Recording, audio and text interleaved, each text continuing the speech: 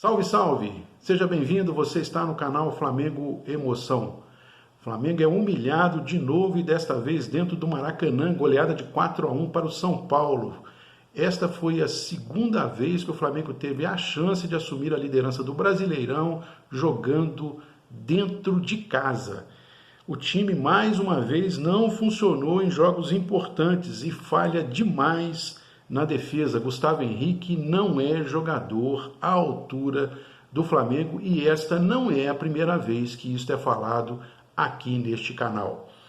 Vem comigo nesse vídeo, vamos discutir aqui, conversar se esse é um jogo para ser esquecido mesmo, como muitos torcedores estão falando por aí. Você está no canal Flamengo Emoção, eu sou Giovanni Bahia, sou jornalista, flamenguista.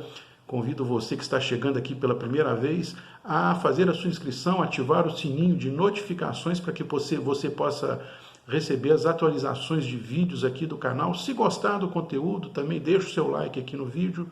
Seja sempre bem-vindo aqui ao nosso canal. Pois é, jogo de final de turno do Brasileirão. Jogo em casa, contra adversário direto na luta pelo título e que vale a liderança do campeonato.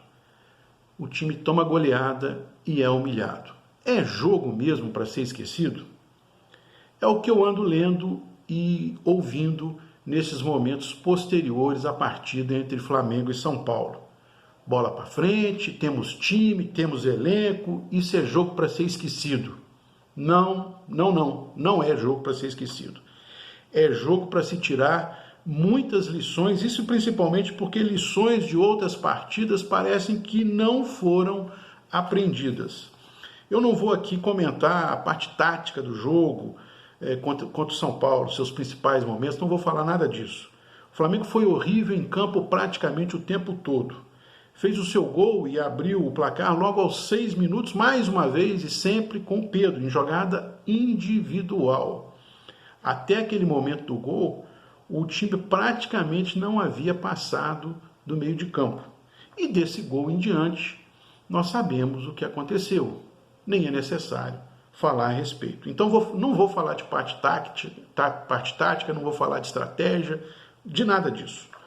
Vou falar, sim, de um Flamengo que não está funcionando em jogos importantes e do quanto que isso preocupa em futuros jogos de mata-mata, de Libertadores e da Copa do Brasil.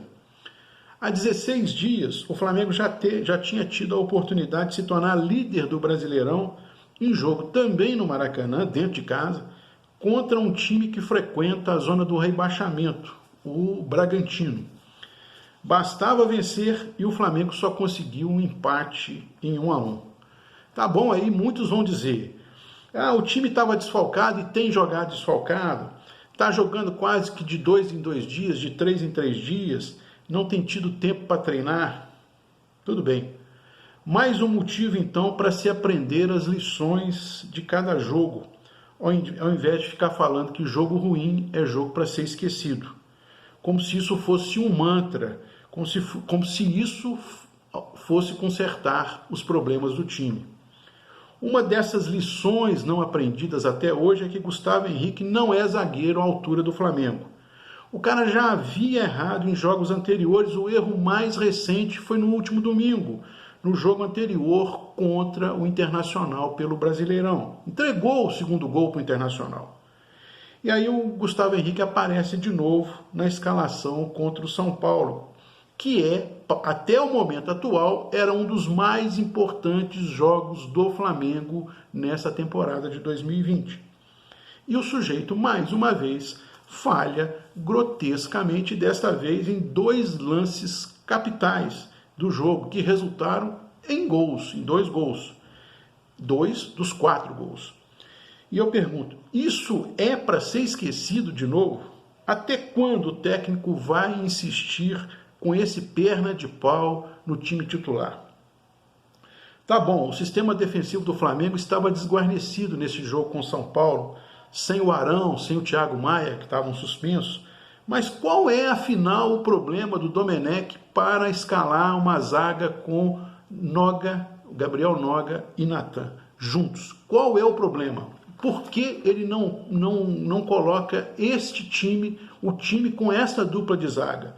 É a melhor dupla de zaga que o Flamengo tem quando se está diante da ausência do Rodrigo Caio. Essa ausência já de vários jogos, desde que ele foi servir a seleção brasileira. Qual lição falta para que o técnico Domenech chegue a esta conclusão? Falta ser eliminado numa Libertadores, numa Copa do Brasil, para que ele aprenda essa lição? Vai esperar mais uma falha bizarra desse cara, agora com o Atlético Paranaense nas oitavas da Copa do Brasil, ou contra o Racing na Libertadores? Naquele tipo de jogo que o Flamengo não pode errar, porque se errar volta para casa? É isso? Vai esperar esse momento? Quem frequenta aqui o canal sabe, aqui já se fala há tempos que Gustavo Henrique e Léo Pereira são dois jogadores que deveriam ser reservas dos reservas do Flamengo. Não estão à altura do time e da camisa rubro-negra.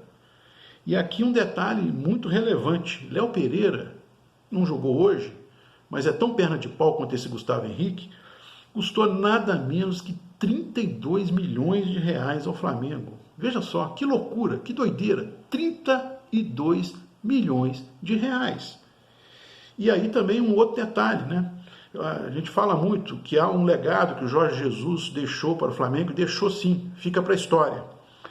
Mas não podemos esquecer que estes dois jogadores também são legado do Jorge Jesus, foram indicados por ele à diretoria do Flamengo e trazidos pela diretoria por este pedido do Jorge Jesus.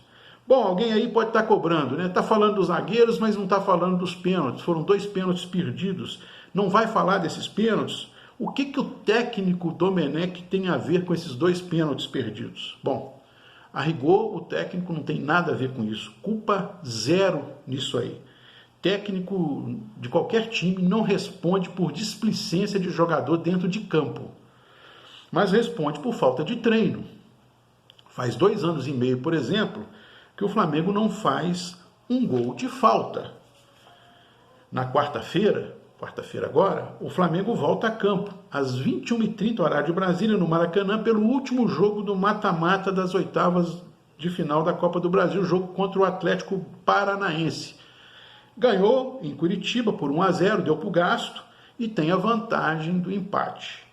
Mas vamos lá, se por um acaso destes aí do futebol o Flamengo precisar de ir aos pênaltis no jogo contra o Atlético Paranaense, no segundo jogo do mata-mata aí das oitavas, o Flamengo está treinando pênaltis? Pelo jeito não. Então pergunto de novo, esse jogo com São Paulo é para ser esquecido mesmo? Não tem lição para ser tirada? Né? Não tem lição para ser aprendida? Joga quarta-feira contra o Atlético pela Copa do Brasil. No próximo domingo, dia 8 de novembro, joga contra o Atlético Mineiro na reabertura, na abertura do retorno do Brasileirão, jogo contra um novo adversário direto na luta pelo título. E aí no dia 24 de novembro faz a primeira partida do mata-mata das oitavas da Libertadores, lá na Argentina, contra o Racing. Pode abrir mão de treinar pênaltis? Porque lá no segundo jogo contra o Racing, esse vai ser um jogo lá no início de dezembro, vai ser no Rio de Janeiro, o jogo da volta, pode ser necessário se decidir a classificação nos pênaltis. Porque se esses jogos todos, especialmente esse do São Paulo, tem dado muitas lições do Flamengo, pelo menos duas lições precisam ser aprendidas. Uma é que a defesa é uma peneira, uma verdadeira peneira. E ela precisa ser mexida, esse sistema defensivo precisa ser mexido. E o segundo é que os jogadores precisam treinar bola parada e colocar o pé na forma. Precisam treinar pênaltis. Se não treinam faltas, pelo menos que treinem pênaltis, porque eles serão necessários em vários dos jogos que vêm pela frente. Sempre disse aqui que estava me contendo com relação a essa série de partidas invictas que o Flamengo estava apresentando. Foram 12 jogos invictos, 9 vitórias, 3 empates, desde aquela outra goleada humilhante lá contra o Independiente del Valle, no Equador. Sempre disse que queria examinar o time melhor, seja no primeiro mata-mata da Copa do Brasil, seja neste outro primeiro mata-mata da Libertadores, que vai começar com o Racing em 24 de novembro, e também nos jogos contra os adversários diretos da luta pelo título no Brasileirão, contra o Inter, contra o São Paulo e o jogo futuro contra o Atlético Mineiro. Até aqui jogamos muito bem contra o Inter, fomos regulares contra o Atlético, já o Atlético Paranaense na Copa do Brasil, falei, deu para o gasto, né? E fomos humilhados contra o São Paulo em pleno Maracanã. Em síntese, para finalizar, as conclusões são as seguintes: aquela temporada de 2019 do Flamengo ficou perdida no tempo, faz parte dos livros de história. O elenco melhorou, mas o Flamengo não tem padrão de jogo consistente e convincente. Apresenta falhas crônicas no sistema defensivo, o time é desorganizado. Pode até ganhar alguns destes campeonatos que disputa, os 3, Brasileirão, Copa do Brasil e Libertadores. Mas tudo será muito, muito sofrido. Vai depender sempre da qualidade do elenco e do brilho individual de alguns dos seus craques. O sinal amarelo aqui no canal já está ligadinho. Prepare o seu coração, aquele Flamengo avassalador não existe mais.